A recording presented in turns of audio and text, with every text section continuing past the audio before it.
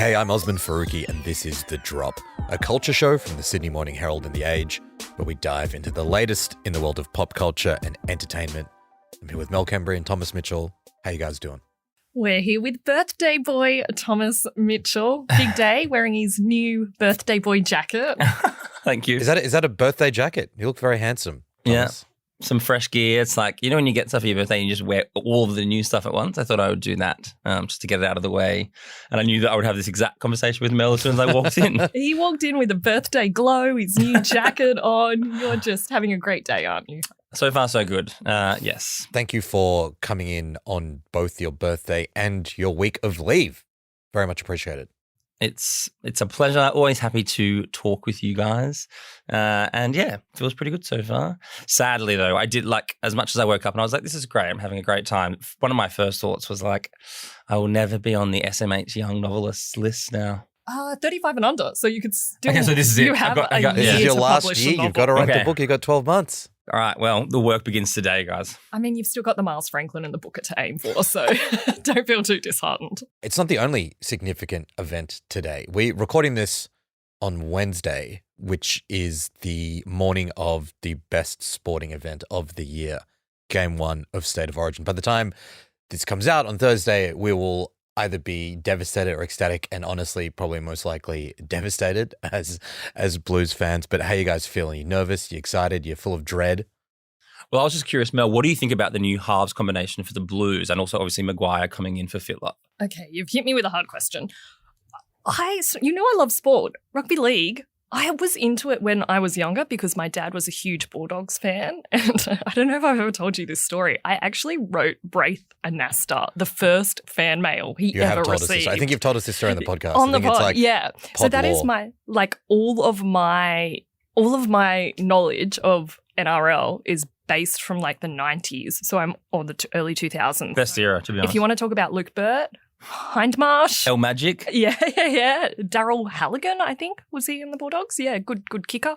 I can talk about that, but current, Latrell Mitchell. Latrine Mitchum. He didn't get picked, sadly. I don't think there are any bunnies in this squad, are there? It's not good. No, probably fair, though, to be honest, Osman. I know that breaks your heart. But look, I would say lots of my rugby league friends have been not very enthusiastic, but I walked past our esteemed colleague, Andrew Webster, rugby league journalist legend, and he said to me with a wink in his eye, Blues by 4. So wow. Let's see. You heard it here first. Well, actually, by the time you hear this, it will be last and you will know what will have happened. Yeah, it'll be Queensland by 60. Thomas, I know you'll be watching. You at home with the family tonight? Or are you going to be out and about? No, I'm gonna stay at home. Just my wife's gonna cook a meal, and then watch the game, and it'll be all very wholesome. And will you have a cake? Yeah, as I scroll through the Forbes 30 under 30, just with absolute hate in my eyes. And Mel, you said you don't really follow NRL very closely, but will you be watching the game? Look, I reckon I'll have it on in the background because it does amuse me when I watch it, and the State of Origin I feel is very heightened tension, which I enjoy. So I think I'll keep an eye on it. We haven't actually mentioned, but just in case people think this is like a paid-for bit by our employer, so the game is on Nine, which is the company that owns our paper as well. We're not saying it because of that reason, but I thought in case people pulled me up on it, I should just acknowledge that, just in case. I watch Nine most nights anyway, just because the programming is great, the content is amazing, and also it's like, what else would you watch? You're not getting that pay rise, dude. Look, today on the show, we're going to be talking about one of our most anticipated film releases of the year. It's Hitman, and we're also going to be talking about the work of its director, Richard Linklater. I think fair to say someone who means a lot to all of us, particularly during formative periods of our lives when some of his biggest films were released. But before we get to Hitman and Linklater, it's a bit of news that I wanted to unpack with you guys. When you guys were at school, what sound did they use to signify the beginning of the school day? Mel and I actually went to the same school, by the way, just for those listening. Yeah, so you should be able to answer this.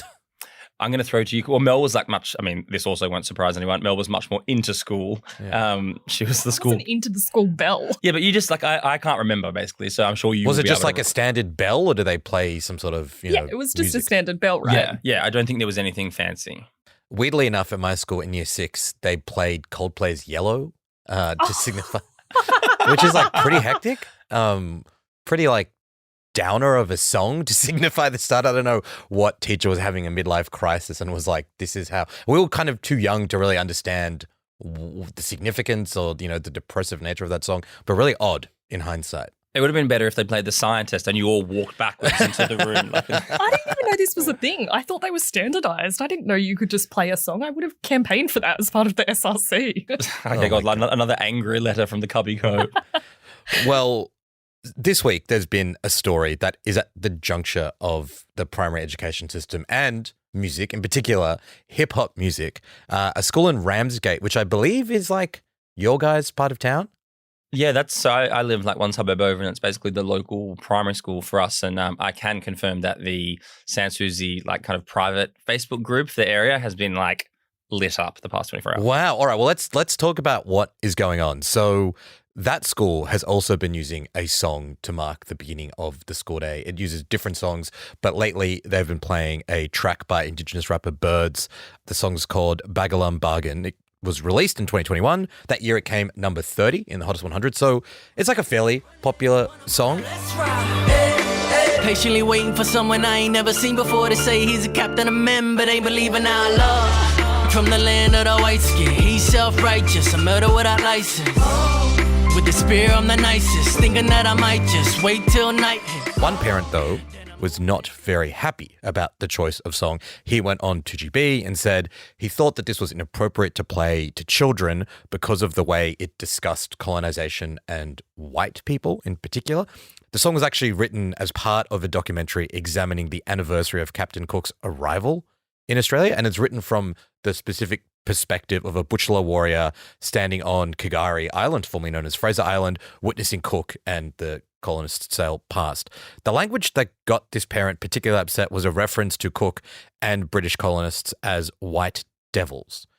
This became a big political issue when the education minister in New South Wales weighed in and said the song's lyrics were, quote, very concerning. It's very concerning, and I'm going to have to ask the department to obviously come back to me on what has happened here because, we've been really consistent. I've been really consistent. Schools are not places for things like that. Anything that creates any sort of division we can't have in our schools, so I'm going to have to get onto this ASAP this morning. The department apologised for any distress caused by the playing of this song and has counselled the Ramsgate principal over their song selection, their playlist making abilities. The New South Wales Premier, Chris Minns, said he didn't believe any kind of rap was appropriate for schools. And the opposition leader in New South Wales, Mark Speakman, said he didn't want young children exposed to what he described as inflammatory hip-hop. Now, it's a fair bit going on with this one. To me, it immediately felt like the latest chapter in what feels like a pretty big moral panic over hip-hop happening right now in Australia, particularly in New South Wales. We've talked about it a bunch on the show. The Easter show has banned the playing of hip-hop after some violent incidents there. 1-4, the drill rap group that we've spoken about a fair few times, have announced a national tour. The one city that they're not playing in is Sydney. There still seems to be this kind of fear or this association of hip-hop music with violent incidents. This is interesting because it's slightly different. It's not really about gang affiliations. It's an Indigenous rapper talking about their perspective on colonization and that being seen as being threatening to some white parents, it seems. What did you guys make of this? What's the Facebook vibes on this one, Thomas?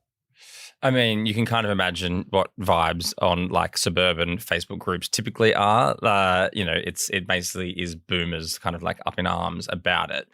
I don't know. For me, it's a kind of tricky one, I think, because, very firstly, I do find the playing of a song just a bit weird anyway, and you really open yourself up to like these exact kind of problems where then you like accidentally trigger a culture war because of like people disagreeing. I have seen that elsewhere, like previous songs that they have used have been like, We're All in This Together by Ben Lee, or they did Happy by Pharrell. Pharrell, yeah. Like these are very different vibes. I just think... and I also do think the idea or the image of the Ramsgate principal being counselled by the Department of Education is very funny. Like, do they sit him in a room and like play this song like noise torture or something? But yeah, I don't know. Like, I kind of can. I can see why parents have complained. Not that I agree with like the complaint itself, but yeah. you play a rap song to a bunch of kids and you're going to annoy some parents. Like, it's just a reality. Yeah, I reckon it's less about hip hop and more about the nature of the way that the artist is talking about colonization. I don't really comprehend how this song is so divisive. It's about Indigenous sovereignty, the endurance of Indigenous culture, questioning of terra nullius. It's about, it starts and ends with Indigenous language, which has been recognised as important in preserving Indigenous culture. And this is essentially what they should be talking about in history class. So I think rather than, this should be a teaching moment for them to discuss all the concepts in this song. And then I was kind of thinking, like, what song would be, I was thinking of Australia's national songs in quotes. Like, what are they going to play? Men Down Under? Like the anthem? Maybe people want the school to start just with a rendition of the anthem. Every day. Yeah. I reckon if I had to choose like a famous Australian song to really get me jazzed to go and do geography, and like, Chi, please play this in the final edit. Like, whoa, Black Betty, bam, bam. Whoa, Black Betty, bam, bam, yeah, Black Betty, bam, bam, Black Betty had a child, bam, bam, damn thing gone wild, bam, bam. That would fucking bang. That would be an amazing way to get jazzed. I thought you were going to pick Paul Kelly, Gravy Song. No, that's like too much of a. But yeah, Black Betty, that you're like going into class and you're like keen to learn. Sweet Caroline, that could get the singing. I think one of the things that wasn't really emphasized as much in a lot of the reporting on this is the school, as you said, Thomas, was playing like Happy and Ben Lee, but it's Reconciliation Week at the moment, and I think they wanted to play an Indigenous artist. And it's sort of interesting, isn't it? Because to your point, Mel, like on one hand, this is clearly not really about hip hop. Well, the dad's complaint wasn't, I don't like rap music. It was, I don't like the way that these artists are talk, or this particular artist, Birds, is talking about, white people invading Australia. But it's like, it's Reconciliation Week. You want to play Indigenous artists, but it seems to be, can't they just sing about nice things? Like, why does it need to be something that is actually about their experiences and livelihood? And I feel like that fits into a pretty like regular trope about the way that not just Australians, but like every kind of majority culture treats artists from marginalized background. It's like, you can make music, but don't actually talk about your experiences, because that's kind of confronting. But what I find even more strange about this, when the education minister is like, schools should not be a place of division. I mean, schools are taught about colonization. Like, these things are discussed in primary schools. So there's like that side to it. And yeah, I agree with you that it's not really about hip hop, but it was very interesting how quickly the politicians made it about hip hop. Like Chris Minns and Mark Speakman, the opposition leader, were like, rap just doesn't belong in schools, which seems like it seems such a bizarre sentence to say out loud. It feels like these guys' understanding of hip hop is a little bit like in the past. Hip hop has been the biggest genre of music ever. Like, it just is odd to me to say that does not belong in a school. This is what young people listen to. Yeah, it felt like just a weird kind of like drive-by moment to have another crack at hip hop and be like, oh yeah, rap is bad. And it's like, man, now you're just embarrassing yourself. Like, had this been a song by Neil Finn that mentioned like, White Devil, would the furor be the same? As I said, I do live in the area, and it is an area of like pretty mixed, like, backgrounds and stuff. Lots of Italians, lots of Greeks. So yes, it is interesting. And like, I've got lots of friends whose kids go to Sans Souci Public School and Ramsgate Public School. And yeah, perhaps maybe they should have done like a Nick Skits mix or something. Skits mix to welcome kids to school. That's wild. I think, yeah, the linking to hip hop is completely insane. Like, part of a school's role should be to teach students how to understand modern media and pop culture. Like, giving them media literacy is a fundamental skill that we should teach in school. So to be like a whole genre is not appropriate is wild. But I just think as well, the funny, like, not funny, but maybe sad thing, and like, we've already done the kind of 9 disclaimer, but it just feels like there's such a copy and paste pattern now for when stuff like this flares up. There's like an incident around something racial, and then like whoever is concerned like gets on the phone to Ben Fordham at 2GB, which is obviously a really easy way to blast it out and trigger a culture war. Like, it's become I feel like every 2 or 3 weeks now we're having a conversation about something like this, and it happens in the exact same way. Yeah, and I mean, like, Talkback Radio, this has been a part of it for a long time, and this is how Talkback Radio works. There's a concerned citizen angry about an issue, it gets litigated. Like, that's, on one hand, that's like sort of just like how it works. It's just interesting how quickly politicians buy into it. Like, I feel like there's a world in which politicians just say, that's a matter for the school, or they say like, look, maybe there's something about how we educate kids on colonization, but also I'm the premier, I don't really want to talk about hip-hop being played at a school. Like, that just doesn't feel like it needs to go that big so quick. And to your point, it feels like that is happening regularly. But yeah, I mean, I don't really it seems like this song is not going to be on the playlist of schools in New South Wales, and maybe they should go back to Bells or whatever. But I don't want to name the school because I don't want to get this parent in trouble. But like someone was telling me that their kids do a module on Briggs's January 26th, which is also a very like intense song about the impacts of colonization on Indigenous people. That's a very popular song. Birds was signed by Briggs to his label, Bad Apples. Birds sort of sees himself in that sort of similar vein. So this is like a part of Australian music culture now and Indigenous cultures. This is where a lot of Indigenous artists are finding the space to tell their stories that they've not really been allowed to tell for a very long time. So I kind of hope this doesn't turn into a massive culture war about, well, rappers aren't allowed to talk about their views on colonization because that's offensive and divisive in Australia. This is kind of the point of their storytelling.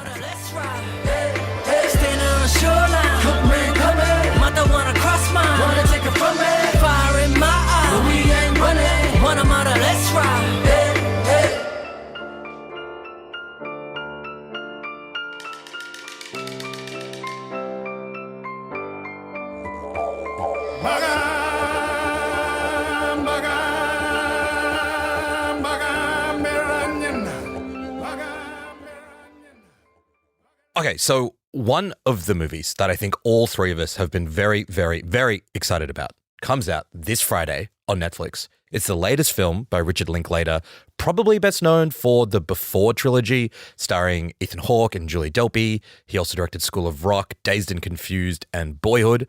Hitman is based on a true story written by journalist Skip Hollandsworth in the Texas Monthly magazine back in 2001. No, I don't buy it. What? You're not a hitman. You can't be. I tried looking you up and nothing. It's like you don't even exist. I guess I'm just your fantasy.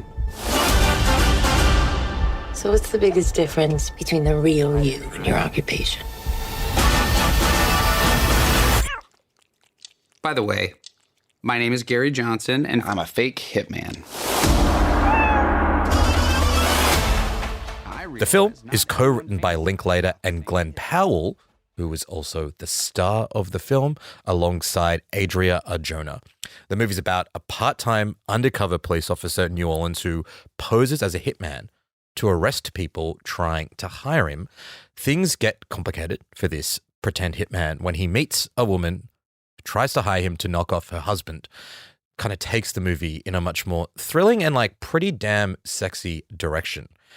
It was really interesting watching this movie off the back of our conversation about 1999 movies, because I feel like this, from its premise to its execution, is exactly the kind of movie, sort of stylish, mid-budget drama, rom-com that we used to get heaps of back in the day, and we keep saying we want more of these kinds of films. I thought it was really, really great. I think it does a really interesting job at subverting your expectations of what a movie called Hitman is going to be about. It's like not an action-packed thriller, but it is still really entertaining and really fun. It's way more of an examination of ideas around identity, trying to find meaning and purpose in life, who we are as people versus what we project outwards to others.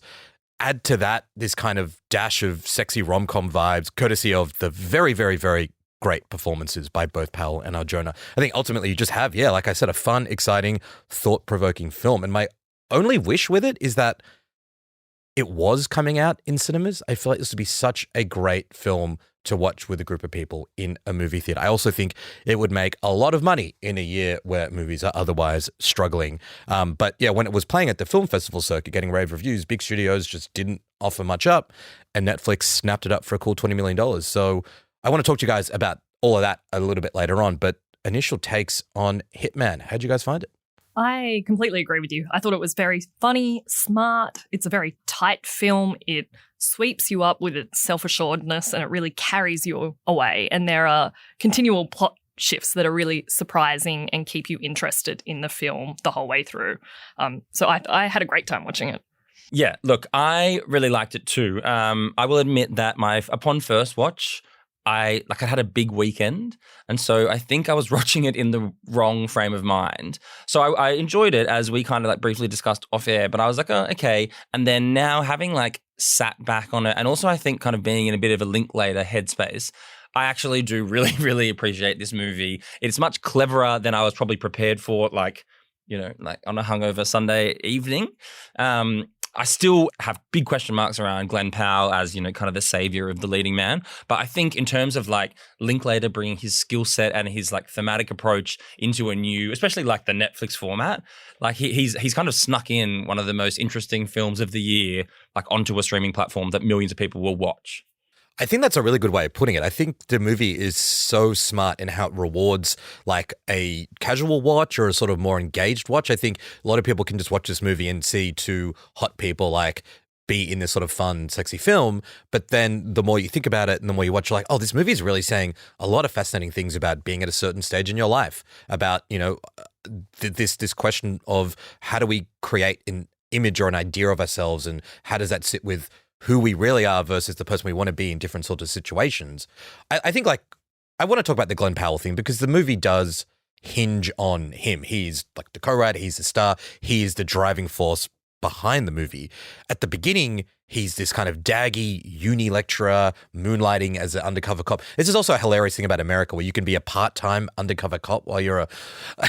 Because it's based on a true story. I know that Yeah, I know. What a country. Only in America could they be like, yeah. Once you're done, like, teaching philosophy, can you come and moonlight as an undercover? It's so weird. I wish so all cops knew philosophy. Probably something with like budget cuts. They can't afford full-time police or something. But yeah, he has to adopt so many different personas in this movie, both as like the primary character, but also the conceit of the film being he disguises himself as different versions of a hitman to try to entrap or capture the people that he's going after. I think he was awesome in this. Like we discussed this last week. I'm a big fan of Glen Powell. He was discovered in a way by Richard Linklater as well. He cast him in Fast Food Nation and then he got his big starring role in Everybody Wants Some, which I'm very keen to chat to you guys about. I did a bit of a Linklater rewatch over the past week and that is such a great movie and he's really good in it. He's in two of the biggest movies last couple of years, Top Gun, Maverick and Anyone But You. This is a role which I think it gets to be a bit more interesting and also have a lot of fun. I thought he was awesome. What did you guys think? Thomas, you still not totally convinced by the Powell hype machine? I am definitely not convinced. Also, I just think it's so funny because obviously we spoke about Glen Powell last week, that list, the Hollywood Reporter list of 10, hot new things in Hollywood. A friend of mine texted me afterwards because Osman spoke at length about his admiration for Glen Powell. And a friend of mine texted me after and was like, I honestly thought you were talking about Glenn Close. Why is Osman so obsessed with Glen Powell? And I was like, look, man, I couldn't agree with you more. I mean, that says more about you and your weird friends. Glen Powell is a big star. He's in Twisters, which is going to be one of the biggest movies of the year coming out this year. No, he is like, I know who he is. I don't get him and Glenn Close confused anymore. But I still just think, he was good in this. I still just don't really get it from him. And I mean, I am increasingly aware that I am in minority. Like, who am I to tell Richard Linklater who to put in his new great movie? But I just think the movie is good and his performance is still really good, but I still look at him and just find him not super engaging. When I think about the leading men or women that I really love to watch and who I could watch really do anything, he does not fall into that category for me. I thought he was great in this and he did co-write it with Richard Linklater as well. When it says he co-wrote it, is he like the Affleck in that situation? No, I don't think it's interesting because when Linklater's talked a bit about the story of the film coming together and he read that article. So Linklater is a Texas guy. He famously shoots and works and lives in Texas. A lot of his movies are set in Texas and Texas is like a big character in his films. Powell's also from Texas, from Austin, but obviously a different generation. And so Linklater's like, I got this call during the pandemic from Glen Powell and he's like, hey man, you've got to read this Texas Monthly article. And Linklater's like, yeah, I read that when you were in grade 6. What are you talking about, man? This is a very famous story from when you were a child. And it's a pandemic and we just didn't really have anything to do. And so we spent a few years working around and how do we take this true story? And then they ended up changing quite a few bits of it. So now when the movie opens, the title card's it's somewhat true because they took a fair few liberties to have a bit more fun. It does feel like he was a bit more hands-on with this. But Mel, that was a bit of an aside. I cut you off as you were about to share your Powell As you were about to character assassinate Glen Powell. No. Come with me. I thought he was really good in this. I thought he was very funny and I thought his character was really good. The name Gary gave me so much joy.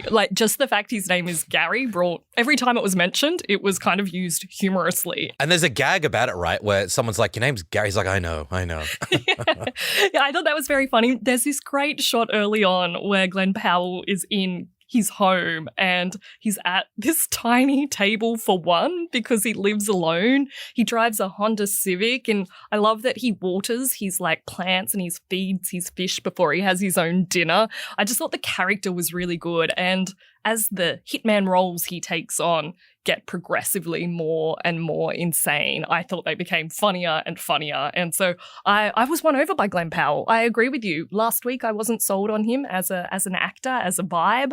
Now I'm completely on the Glen Powell train. Yeah, but this is the thing. I also said he's good in it, and I thought he was good in it. But like, is this? And because I think a lot of the narrative around this movie is that this is the star-making role for Glen Powell. This is the Glen Powell project that's going to like really like send him into the stratosphere. And I still just don't think it will. Like, not because he was bad in it, but just because I don't know if he has that in him.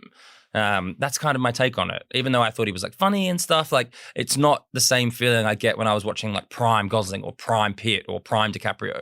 I think there's something about Powell's performances and his general sort of way of being is that it feels effortless when he's acting. Like you just sort of feel like he's just come in from backstage and he's just doing him. And maybe there's a bit of that is like, well, he's not really going for it. He's not inhibiting something, but I think he kind of is. And I think in this movie, he does play these different characters. It's almost like a movie that is clearly partly designed to let him show off his acting chops and not just be like the hunk that he was in Anyone But You or the fighter pilot in Top Gun Maverick.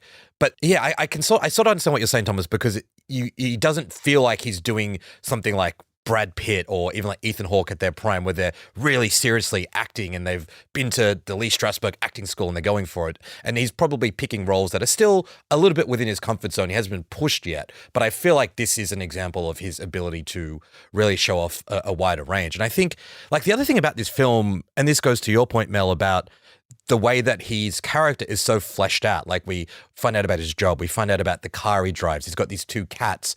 He has an ex-wife who comes in. This is a 1 hour and 55-minute movie. It's pretty tight, and you just don't get that kind of script writing or character building in so many films, particularly films on streamers. Characters are just like two-dimensional kind of cardboard cutouts. They play this role. Whereas in this movie, every character, even characters that are just in it for a minute, you just get such a sense that they are real and have a real life and they've reached this point in their career, and that's why they're doing X, Y, and Z. It's really remarkable how much it manages to pack in.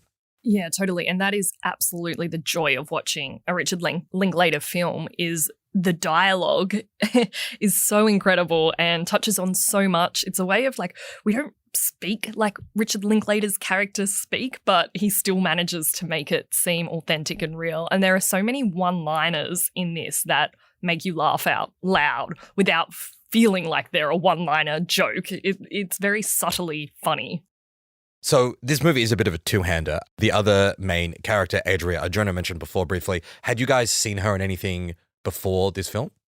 No, I've literally never seen her before ever, but it was like very much a quick Google to be like what she'd been in. She was very, very good. Yeah, I think this is definitely another star in the making. Yeah, I only seen her in this movie Six Underground, which came out a few years ago, and Andor, the Star Wars show, which she's got like a small but pretty good role. She was awesome in this, and the chemistry between the two of them was like off the charts. It reminded me of one of my favorite films, Out of Sight, Soderbergh film with J-Lo and Clooney, and the way that it's sort of, they're on these opposing sides. It's like a romance that isn't supposed to happen, but it slowly starts to burn, and it does. Had a lot of those vibes in this film. I think she totally killed it. Yeah, because she really, like, for that specific character, you have to really nail that, like, is she playing him? Like, up until towards the end, when it becomes clear what is going on, you're really not sure of her intentions. And because, Powell's character is so, like, it's all kind of there. I thought she was such a good foil for him, and just like the way, she would like certain looks she would have or certain way she would word stuff. Like, I feel like she really kept both audience and Powell's character. Like, what is her intention here? Yeah, she constantly managed to pull off that shape-shifting sense, and there was always the playfulness was in their miscommunications with each other. So you are always on the edge of your seat, but not in an uncomfortable way about who's playing who and where the film's going to go.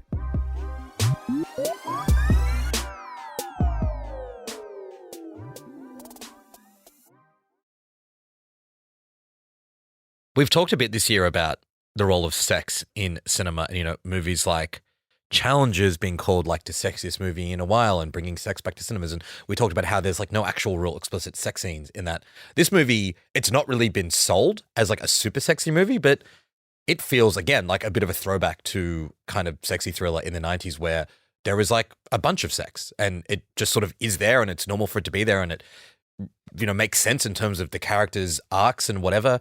I'm a bit surprised that they're not pushing like the rom-com angle as much because that is such a way to get people to watch a movie. But were you guys surprised by how steamy this kind of got? Look, I don't, this will upset you because I know you guys probably loved the sex scenes. I thought it was a bit excessive, not in terms of like. Don't make us sound like 14-year-old boys. Well, I caveated it by saying it was important to the story and the characters. Not because of the graphicness or anything like that. There was just a lot of it that kind of felt like unnecessary. Like I almost got it after the first 2 moments of passion and then it kept going and going and going, which I didn't mind, but I just didn't think it was really essential to the meet cute that this film actually is beneath the thriller angle of it. So I don't know. I think you could have cut some of that and you wouldn't have lost anything. Like I just felt like the point was being hit home. Yes, we get it. These people have amazing chemistry over and over and over again. Are you saying Linklater's in his creep era now? I don't think it's creepy. Like it's fun to watch, right? But I think it was almost too much. I was fine with it. But, they're both like super hot. Glen Powell, hasn't like.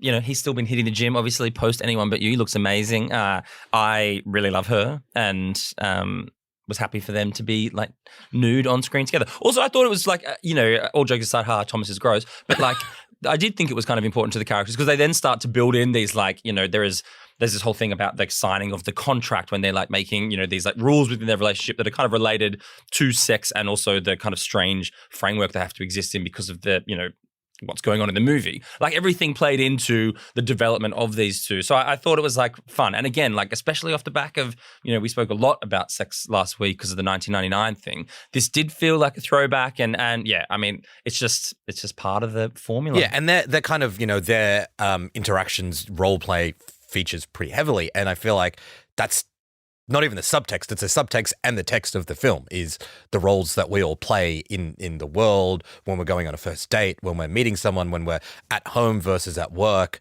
and in the bedroom. And I feel like it's interesting that Linklater is like, no, we're going to go there. This is how, like in some scenes, we should say that Powell's character is an academic who lectures on like philosophy.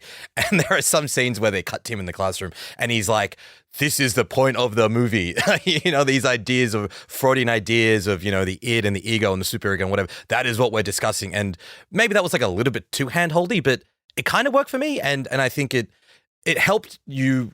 It probably nudged you a bit. Maybe there are some rule philosophy heads that are like, I just didn't need that. I got it. But I think for the kinds of people who are going to be watching this on a Sunday afternoon on Netflix or whatever, it helps push you into thinking about those themes of the film, those themes of identity and who we are and who we try to be, which have been part of Linklater's work for since day one, basically. And there's this opening scene where one of his students lays out, I think, Linklater's thesis. She's like, this quote that you've just recited is about seizing the day, making the most of life, just going for it. And that is a part of like Dazed and Confused. It's a part of Everybody Wants Some. It's part of this movie. But it was also really interesting because there's constant thematic focus on you can create your own version of yourself. You can be whoever you want to be. Do you want to be a hitman? Do you want to be a teacher? Do you want to be a sort of like, a gangstery hitman? Do you want to be a kind of nerdier one? Do you want to be this country bumpkin?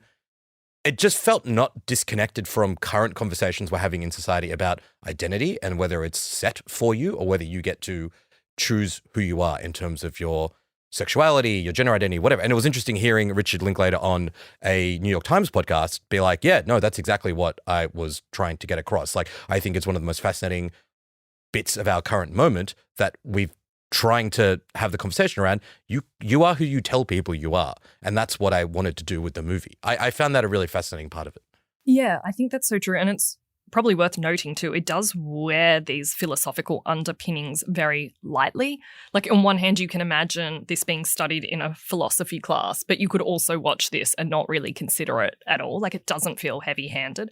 And as well as an assessment on the mutability of the self, an ongoing interest of philosophers, I really saw this as a take on cinema as well, because it's really in deliberate dialogue with films about hitmen and the fantasy of cinema. And as the self is unraveling, so is the cinematic role of the hitman, because there are really deliberate jokes or winks to things like John Wick and Pulp Fiction and Leon the Professional, The Killer, Leroy, Texas. They all kind of are snuck in there, and the different hitman plots and the different hitman characters are really played with. And so I thought, as much as a film about individuality and the self, this was a film about cinema. Yeah, and it's funny because I think we've obviously all been like deep in Linklater land, and this is a guy who, when he was getting his start in film, was seeing 650 films a year, which is that's near Faruqi levels of cinema. Those nearly Oz numbers he's posting up, man. That's crazy. But he would go and see 3 and 4 films a day, and he talks about in I think that same New York Times interview, he talks about, people are always kind of heralding the death of cinema, and it's always under attack from everything, as it has been for years and years and years. But I did think that was interesting too, because the hitman genre has gone through so many kind of different changes, and I would say has been in a bit of a there's been a renaissance of it off the back of the John Wicks and stuff. But there's so many kind of funny and sharp observations, in this film. Even at the very start, there's a lot of voiceover from Powell, but he talks about how everyone thinks there are all these hitmen out there, but no one actually knows any because they don't really exist. And I just thought that was very, very funny, kind of getting in, I guess a bit of Linklater's thoughts on cinema and the changing nature of it, but also this whole concept of the hitman that we're so obsessed with in pop culture. But is it something we've just kind of created for ourselves? Yeah, I love that read on the movie. And it is sort of this acknowledgement in a way of this trope that is driven cinema since the 50s, but I think even earlier. I think some of the first hitmen genres in films were in the 30s. Linklater's I'm reflecting on what this era was when cinema was great, and I'm sort of stripping it apart and being this is all bullshit and lies, and everything that you grew up thinking is real is based on movies telling you stuff, and that's not really what's going on. There's even this montage at the start of the movie. I love when films just break the fourth wall, like Babylon, the ending of Babylon, where it's just a 2-minute montage of every big film going back 100 years is one of my favorite things I've ever seen in a movie theater. I cried and I clapped. And then he does this too. He's just literally referencing the history of hitmen in cinemas. Hitmen feels like a weird word to say the plural of hitman. But I was going to ask you guys, why is this renaissance happening? It was last year we were talking about The Killer. It's funny to have a movie called The Killer by David Fincher, one of the biggest directors who came out of that indie movement in the 90s. Linklater, another one coming out of that, using the idea of a hitman to explore these bigger questions about the way the world works. Because we talk about The Killer, that's not really a movie about a hitman. That's a movie about being a gig worker in the modern capitalist world. This movie is not really about being a hitman. It's about being a guy in his 40s trying to figure out where the hell he's at. What is it about that kind of character that makes it so ripe for these sorts of interrogations? I guess we're I don't know, we're now more than ever kind of similar to what we were just talking about in terms of identity. I feel like we're very much all kind of fixated or obsessed or forced into thinking about the self, and so our sense of self and who we are in the modern world, and that's such a different thing to so many people. And it feels for lots of people, the rules are changing on who we are or who we can be or what identity is. And maybe because a hitman at its purest form is someone who is paid to take someone else out. It feels like a big kind of an easy way to represent a conversation around that. I don't know. It is funny that, these important directors who do grapple with a lot of these big themes seem to be revisiting it. I don't know, will we get some kind of weird, I don't know, You're a Hitman by Baz Luhrmann, some kind of fantastic musical number? But you guys ever hired a hitman? Not recently. But I am one. You would actually be quite a good. You'd be because I'd go under the radar. I'd have the Glen Powell kind of. Yeah, you would. Yeah, no one ever suspect you. That's right. Have you ever hired a hitman? Not at this stage, but I won't rule it out. You guys are being so cagey. I feel like there's a very straightforward answer to say, no, I don't know any. I've not hired one and I wouldn't. And you're I don't want to rule it out. Yeah, I don't go on the record saying I would definitely not commit this crime. Yeah, but you don't really want to admit it to the person that you've hired them for. Gotcha. Okay. I mean, don't you think the hitman embodies the state of the modern individual, the alienation? It's a solo. I mean, I'm thinking on the spot, but work with me here. This is what you were after when I answered, and you went. We got to wait till Mel. Yeah. It's a solo job. It's a very lonely job, isn't it? It's a job where you are a body for hire by a corporation or a person that you're often not have any links with, any kind of personal responsibility between, which many of us feel like in the modern workplace. And it's a very violent job. I think it's probably come back into fashion because the hitman is something we can all relate to in our contemporary society. I wonder whether part of it is also these directors at this stage in their lives see a little bit of themselves in these characters. I think someone like Fincher, who has made these like really fascinating, independent, wacky movies, but has also worked in the commercial world and made ads and sort of, done big studio features as well. I feel like he was putting a lot of himself in that character, like even to the point where at the start of that movie where Fassbender is looking down the scope of the gun and he's just talking about, I've got to get that shot. You've got to get the framing right on that shot, get the zoom right. You've got to get, I missed the shot. Like that just feels like you could word for word make that about a director making a movie. And it's often about like adopting, entering a new world, like creating new characters, figuring it out as you go along, like improvising, all that sort of stuff feels like the language directors use. So I think maybe at this point, they're kind of also making movies about themselves a little bit, potentially. Yeah, but I mean, with that being said, Linklater in some ways would be an awful hitman because it took him fucking 12 years to make Boyhood. So it's like really putting in the hard yards, like to make his official kill, I suppose. You got to bide your time to make a good hit. Exactly. Osman, have you ever hired a hitman? I've never hired a hitman. See, easy to say. Be a lot cooler if you did. So very quickly want to talk about this question of where this movie is being released and where most people will watch it. And I feel a bit conflicted about this because we all love cinema. We love going to the cinema. The movies are having a tough time this year. I think this film could be like a box office success if it was released in theaters. It just feels like it has that energy. It's short, like a lot of different people can come into it from different levels, as we've discussed. But on the other hand, like Netflix is massive. So this movie will probably get seen by more people by being on the biggest streamer in the world than it would if it was just in the movie theater. But sometimes I wonder, like, something like Anyone But You, when a movie is released in the theaters, it creates this huge buzz. So even if you don't see it then, like you, Thomas, you know that it's a big feature. People are going to see it. Then it hits streaming a couple of months later and it has this second life. I kind of feel like that's how this movie could have worked. But am I just like in my head about this stuff because I think about box office too much? Do you guys think it matters where people end up seeing this film? No, I kind of tend to agree. I think this film and like the message will get diluted because it just is exclusively on Netflix in much the same way, like, as I admitted at the top of this, like when I watched it, I was like a bit hungover and stuff. And I was like, oh, okay, this is like a fun Netflix movie. But I do think a lot of people will probably like digest it in that way. Whereas if it was at the movies and then when you've got it as like, a Linklater film, he doesn't make heaps of movies. It would kind of like become more an event to people. And then like it gets a bit of buzz around it. And then by the time it hits streaming, it's like already got, its kind of trajectory. Whereas the fact that it's just going to like land on Netflix this Friday, I don't know. Like, I think some people will be like, oh, it's like another Netflix movie, like, one of the Ryan Reynolds ones, or like, it's just going to be, it could like accidentally end up in that category, which is a shame. Yeah, I think like increasingly in the future, we're going to see the types of films that have a cinema release versus the type that have a streamer release really polarized. To me, this film was made for Netflix. The plotting, the shots, the pacing, all of it felt right for Netflix. Yes, it would have been great in terms of the box office to get more people into the cinemas to see it, but I think it works really well as a Netflix at-home movie.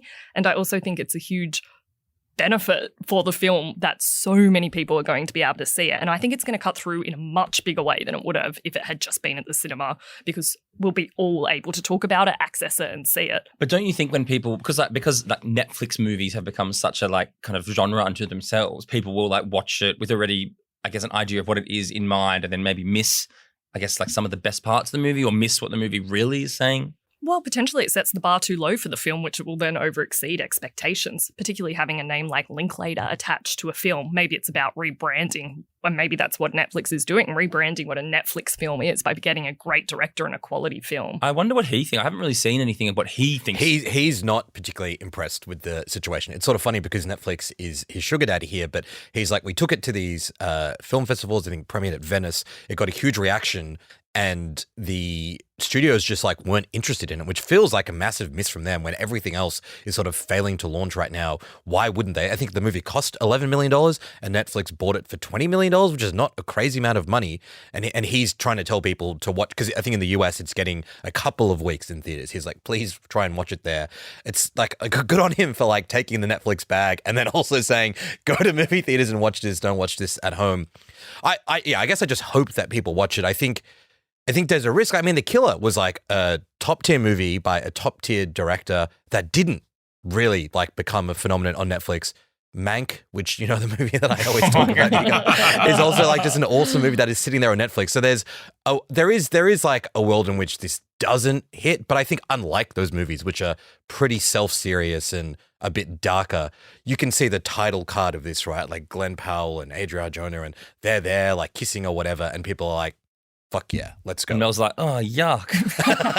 What they really should have done is like, it should have been the reverse situation for this and Fall Guy. Like Fall Guy belongs straight on Netflix, and this, had they given this, maybe if they fucking shot it on the Harbour Bridge, I don't know. But like if they had given this like the big, you know, studio push that Fall Guy got, like the quality, it feels like it's the wrong way around. Yeah, I thought a lot about the Fall Guy when I was watching this. And before, when you were talking about Powell not being a Ryan Gosling, I kind of think he could be a Ryan Gosling in Ryan Gosling's so-called funny era. Like I could see Glen Powell being in Barbie, being in Fall Guy. Yeah, it's crazy that they paid like $180 million to make Fall Guy, and no one's like, should we like outbid Netflix by $2 million and have like a very cheap $11 million movie that could make $150 million?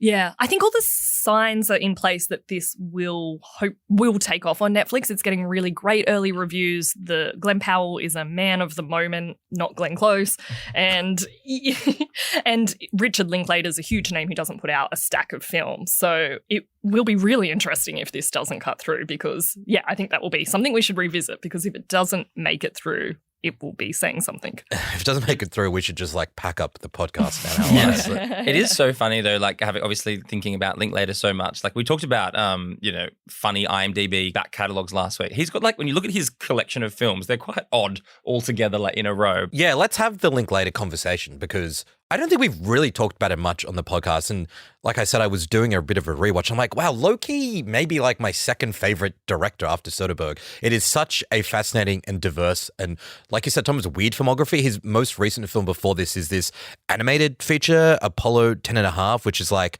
also has Glen Powell in it. It's about like a kid watching the space race.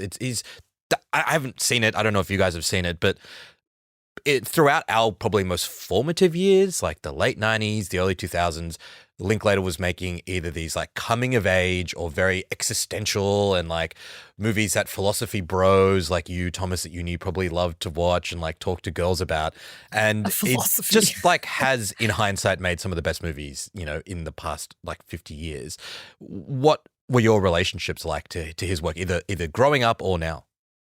I talked about Before Sunset on a lot of first dates, if I'm being honest, just as a way of getting that in there. No, I rewatched that movie last night. I know it has become a kind of like, you know, almost a punchline for a certain type of person. It's still a great movie. I think one of the movies I remember crying in quite openly was Boyhood. Like I thought that was an incredible feat of filmmaking. Like I still reckon I could watch that movie and be like kind of messed up by it. But then like School of Rock is a fucking hilarious studio comedy, like with Jack Black probably in his best role. Like it is funny. Like thinking back about it, I would say he's like in my kind of top 5 directors of all time. Like he has a beautiful kind of collection of work. And also I think this might be true for both of you, his specific style, his like so, you know, like the way he kind of picks up threads of conversations that you have in real life and puts them in movies, and it just feels so natural. Like that's very much the type of thing we're all into. We're all like obviously big talkers. And so I just like love how well he captures the human condition. And I don't know, Before Sunrise trilogy, it's all just kind of there for me. Yeah, I also love the boldness of the vision, shooting the Before Sunrise films over such a long period of time. Boyhood over 12 years. The film he's working on now, I think, is over 20 years, right? Yeah, Merrily We Roll Along. It's a Sondheim musical that I think is like set over 20 years, but he's cast Paul Mescal, and he's going to film them over 20 years. And I think the story, Merrily Roll Along, is sort of in reverse chronological order. So it's a fascinating project. I kind of am very interested to see if it works out. But he did it with Boyhood. Yeah, exactly. And he'll be 80 by the time he finishes that. It does add something different and interesting to the films when you're getting these snapshots over time. I love his style. I think he's really interested in the fleeting moments, and it's kind of reflected in the plotlessness of a lot of his films, or even the subjects like Dazed and Confused, which are these teenagers kind of moving around. So whether he's in his more sentimental or funny phase, that interest in moments of time and coincidences and what can be and isn't and could be, that runs through them all, and I really like that. Yeah, it's interesting how his films either like set on one day, like the Before trilogy or Dazed and Confused, or like over the space of decades. He's very interesting how he can like use time in that way. And I don't think it's cringe, Thomas, to say you like the Before trilogy. I think maybe people made fun of people like us in uni because we tried maybe to turn every first date into that experience. But they're really good. And particularly the second one, Before Sunset, it's like 10 years on. Ethan Hawke and Julie Delpy had more of a role in writing it. This is like just around the time or just after Ethan Hawke's separation from Uma Thurman. So there's so much like personal conflict poured into that, and it is super entertaining and super interesting and super thought-provoking. I really love his kind of autobiographical like dudes rock films like Dazed and Confused, which is McConaughey's breakout. Like that is an awesome movie. And then a movie that I hadn't watched, believe it or not, until this weekend it's called like the spiritual successor to Dazed and Confused, Everybody Wants Some. So Dazed and Confused is set in the 70s in Texas. This is set in 1980, and it's like a character very loosely based on Linklater, who goes to college on a baseball scholarship, and it's just set over the course of 5 days. He moves into this frat house, and it's just before class starts, and there's a lot of echoes of this film in Hitman, where it's about a young kid being exposed to these new ideas, these new kinds of music, new fashion styles, and trying to figure out who he is. Like, who am I in this new world? I've come from this small town. Am I a punk? Like, that was kind of fun, but I'm actually like a country guy. I'm going to the Soul Train kind of disco nights. I want to like meet girls, but what version of myself do I show off to do that? To kind of get all of those ideas in what is just like a teen comedy and kind of like a stoner comedy is really, really impressive.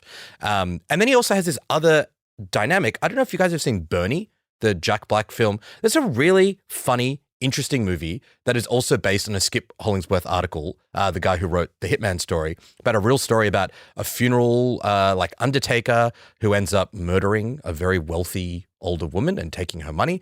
And it's very funny, and it's very like kind of dark in certain ways. And I feel like with Hitman, what he's done, this is, I promised you guys, the grand unified theory of Linklater. You did. I think with Hitman, he's taken the sort of fun vibe stuff that is always talked about, independence and identity and you know what it means to be human, and he's merged it with the kind of more crime focus, like how does America really work? Like what are the systems that operate, and why do certain Americans do these things, and how do people end up on wrong sides of laws? Brought them together in what is a pretty tight little package in this film. And I don't know if Merrily We Roll Along will ever come off, and I don't know how many more movies he makes, but if this is like his, you know, putting it all in there and it's like his peak, it's a pretty fucking good peak for him to go out on. Yeah, it's such a shame that he cast Paul Mescal, though. I mean, of all people. Yeah, it is like, it's a very impressive kind of career, and you know, I think what you said, he'll be in his 80s by the time he finishes, and you know, there is obviously, he's been doing the press rounds to promote this, and he's talked about how like, oh, but I'd love to be making movies until, you know, I'm in my 90s, which is very impressive. But it is funny, like talking about obviously this obsession with identity and everything, and even now, like in his whatever, he must be in his 60s now, and he's making films, still exploring that concept. And he spoke about in an interview that I read recently, like, well, like, so I think the interview asked him, do you find that you're still searching for your identity? And he's like, oh, look, to be honest, I think I've probably found it. And like, really, that is like, I'm a film director. Like I am most myself on set. And do you think then if you look at like the Linklater filmography as a whole, like he's trying to tell us that you can eventually find who you are we supposed to find who we are? Or it doesn't really matter and you can keep trying on new things, even into your 60s and 70s and 80s? Yeah, I think that was the Hitman kind of ended at the point that you can be whoever you want consistently, and remaking yourself is part of the experience of human life, that we're constantly coming of age, and the idea that you have to be one thing always and that you're not going to change. I think it was questioning that because as we've seen Glen Powell's complete transition over the course of the film, I think the end result is, yeah, you can be whoever you want to be. So that means I'm 35 today. It's like I could do a refresh. Yeah. Who do you want to be? You're a denim Absolutely jacket you dude can. now. I know. Maybe I might become like the bookish guy of the pod. I will become like the philosopher. Maybe we can do a switch up. Like a Freaky Friday. I'm excited to embody my Thomas Mitchell. Every episode, we should just reinvent our personalities in honor of Richard Linklater. I think that's a very beautiful summation, Mel, of the way that he's been in dialogue. This movie's in dialogue with a lot of his earlier films. If I had to, Hitman-esque, put a gun to your guys' heads and say, tell me your favorite ever film by Richard Linklater, what would you say? I'm going to say Before Sunrise. I still love it. I think about it a lot. It's this epic film, but it's told so intimately. And I don't know if you remember, there's this scene when Ethan Hawke and Julie Delpy, they put on a record and it's a Kath Bloom song and it's this really long shot and they're kind of looking at each other and then looking away. And it's so awkward, but it's so much possibility and potential. There's all this unspokenness in the silence. I think I know, as we were saying before, that, it's now got a reputation of being a bit naff and it's a bit of a punchline sometimes, but I still think it's a really spellbinding film that manages to do it without being treacly sentimental. Yeah, I mean, it's an amazing series. And kind of, Osman, like you touched on before, it really made it okay in my broker years to just make dates where you just walked around for hours. And it made it less cheap and more kind of romantic. But you were broke because you kept flying them to Vienna. I think that was the problem. Very good. I also love those films, but I would go with Boyhood. I remember being really properly blown away by the first time I saw that, and I was a boy once, and so I think it did really speak to me, and just I love films about family dynamics. I thought in terms of a feat of filmmaking, it was so impressive. Ethan Hawke, obviously, as such a long-time Linklater collaborator, was incredible in that, and so was Patricia Arquette. I think we don't get many pieces of art that really go so deep into helping us think about these things. Just the pure effort he put into it really takes you on that journey. And Boyhood for me will always be an important film.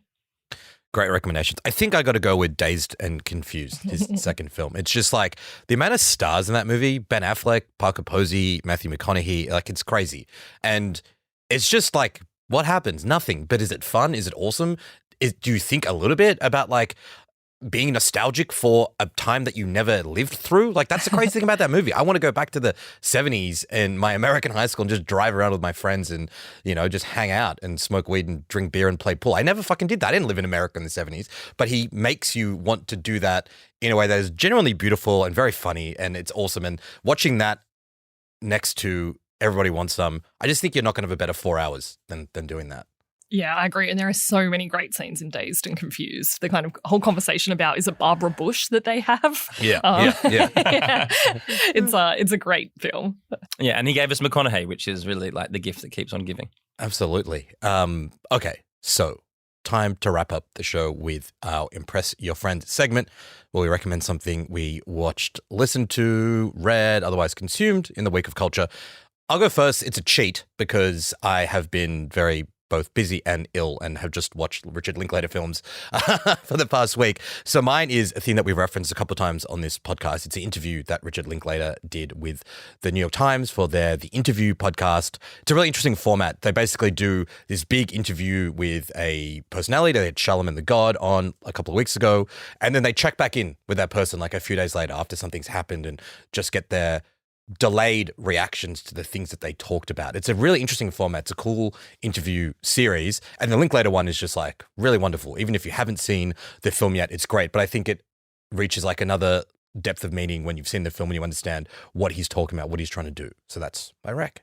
Yeah, it's really cool in that interview, exactly that, how it works, because he asked him a question, I think specifically about do you still enjoy movies in the same way as you did back in your era when you would watch 600 a year? Yeah. And he gives a kind of, an answer that in the first interview. And then when they catch up a few days later, he kind of comes to him and he's like, hey, I really sat on that question and I feel like I didn't give the question the answer it deserved. So I love how they do that kind of split interview, and like you kind of get like a different sense of the person a few days later. And I also think Richard Linklater in all these interviews just comes across as a great guy. Oh, Thomas and I were talking earlier about how his whole aesthetic, he kind of seems like the guy who should be a sound engineer at, at totally. a gig. Yeah. He's just none of the pretension of an auteur, which, you know, sometimes is fun, but he just seems like a good human too. Yeah, he seems like a cool guy. I'm into him, obviously.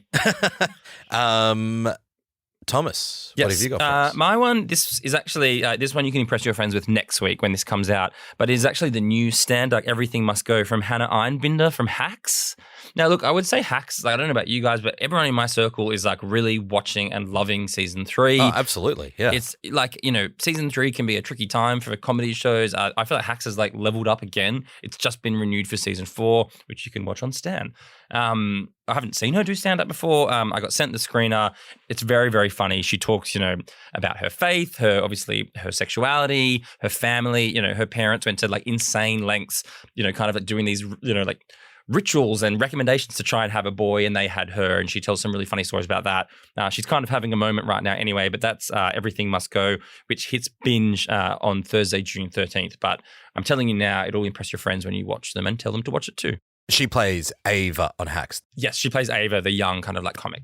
Yes, she's very good. And you've also been reading a book that we talked about on the pod when you were away. Yes, All Fours by Miranda July. Fuck me, it's amazing. But not only that, Osman, I've been meaning to tell you this. I am reading Mel's copy, which has been like... Oh my God, dog-eared. There's notes in there? Oh my God, the underlining is so revealing. Also, there's like all these, it's almost, I need like a legend to read it because like there's like arrows here and then like squiggles here and then like must revisit. It's like so stressful to read Mel's notes. She's having like, as I get deeper into the book, she's having like a breakdown. This is why I did not want to give you this book. Why? Can you pass it on to me when you're done, please? No.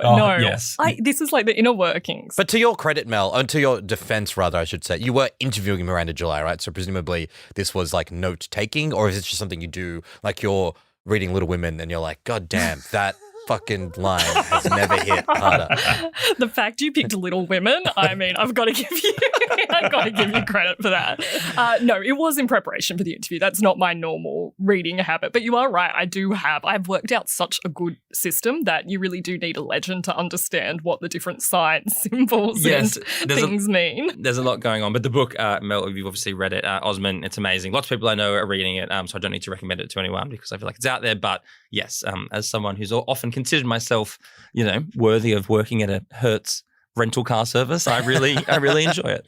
Nice one. Mel, lucky last. What have you got? Well, if I got to do the Glen Powell switcheroo and kind of had my time again, I often think I would love to be an art historian or an art curator. So I often read a lot of books about art.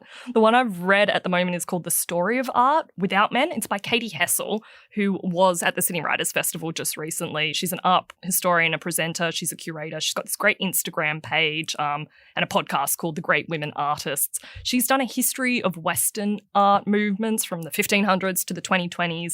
It's really nicely engaging. Like, it's very readable. It's not an austere art history book. And it's kind of a response to the classic chronicle, The Story of Art. It was published in 1950, and it was only recently updated to include one woman in it. So it's almost a response to that. Wow. It's a beautiful book. My only issue is it's hardback. Gloss pages. It is so heavy. I'm like working out every time I read it, or at least that's Are there what like I'm telling pictures myself. of art in it? Is it like pretty inside? There are. It's very pretty. Lots of pictures to keep you engaged. Did you know, Mel, that in 1989, less than 5% of the artists in the modern art sections of British galleries are women, but 85% of the nudes were women? Wow, I didn't know that specific statistic, but it stacks up. I read that in a review I just pulled up of this book, so it sounds very interesting. That's actually, Osman keeps a blog about statistics around nudes. Well, I will. This one, I haven't made notes in it because I preserved the sanctity of this art. Hard copy books, I feel like you can't that feels wrong. Yes. And can I just say, it would not be a book recommendation without me discussing the cover. It's been sitting on Mel's desk. This cover will look hectic on your Instagram. It's big and yellow with like blocky text. It's a very cool cover. So yeah, even if you want to buy it but not read it, or you get bored by it, it's definitely worth posting about. Yeah, you can impress your friends without actually having to do any work. We need to add a section to this, which is just what Thomas recommends for you to post on your Instagram without having consumed to just seem cool. Exactly.